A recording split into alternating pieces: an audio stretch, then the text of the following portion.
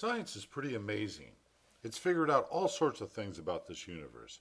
However, its best guesstimate for the Big Bang is it was a spark from nothingness arising out of a multiverse of other such universes, and this one just happens to support life.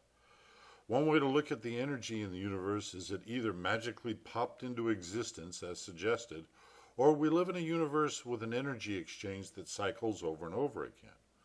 But to do that, there would need to be a minimum of two forms of matter that can hold and release energy. Mass is one form of matter, but what could be the other one? What about consciousness, or what people refer to as the soul? Is it possible that's a form of matter that can hold and release energy? But how would that work? Well, let's see. Let's say in the Big Bang there were equal amounts of both forms of matter, mass and consciousness. And let's say heat is the catalyst for mass to switch from a near absolute cold black hole to expanding mass into a newly cycling universe.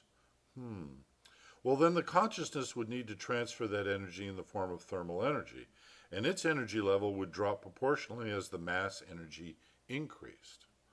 But if consciousness had been reduced to gazillions of minimal thought level bits of consciousness in this new universe, then how would it increase to higher thought levels to once again someday transfer heat into the black hole it overlapped? That's an interesting question.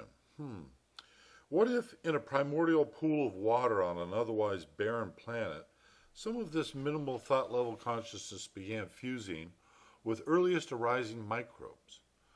Both would be at the same thought level, so they might bond and establish a symbiotic relationship in which the DNA to support a thought level in different species was at the same thought level as its companion consciousness. As either one ascended to higher thought levels, the other would equalize to that new level. Okay, but then the question is, could we measure this other form of matter, consciousness? Dr. Duncan McDougall in 1907 attempted weight loss at death tests in people and dogs, but the test results were inconclusive. However, he didn't have a prediction about what these measurements might mean, and his equipment was antiquated. So I suppose we need a testable prediction. How about this? The higher the weight loss at death, the higher the thought level. So if we were to say, for instance, compare these weight loss at death measurements between two species at distinctly different stages of evolution, such as a raccoon and an opossum, a mammal and a marsupial, then that might be a good test for our prediction. Of course, these tests could only be conducted in case of a need for euthanasia due to disease or injury, but we would need a weight scale that could measure thousandths of a gram, and the test subjects would need to be very still so the scale didn't fluctuate. Heavily sedated, I suppose, might work. Probably need at minimum 3 test subjects for each species to cross-check test results. If that was done and the test results were conclusive, that is, they proved the higher the weight loss at death, the higher the thought level, then wouldn't that open a numeric window into the 5th dimension for the first time in human history? It might also indicate this other form of matter was in another dimension, which would also be very interesting as it helps better model our universe. But that would mean there is a simple way to explain this universe, and everything we need is already here to have an oscillating universe with an energy exchange.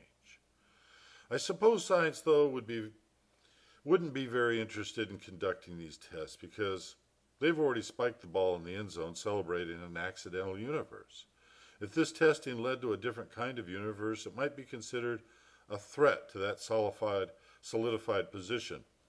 Okay, I understand. It was just a fleeting theory that might challenge the current paradigm. That was silly of me. Better not rock the boat and check behind the curtain. People are always much happier if you just let them presume whatever it is they already think is right. But it was fun for a time here, considering what may have been learned from a simple test that could have opened a window into the 5th dimension. Let's call it a flight of fancy and forget about it. Okay, have a nice day. If you decide you'd like to know more about this theory, though, try reading the book The Theory of Opposite Subverses, available at Amazon.com. Thank you.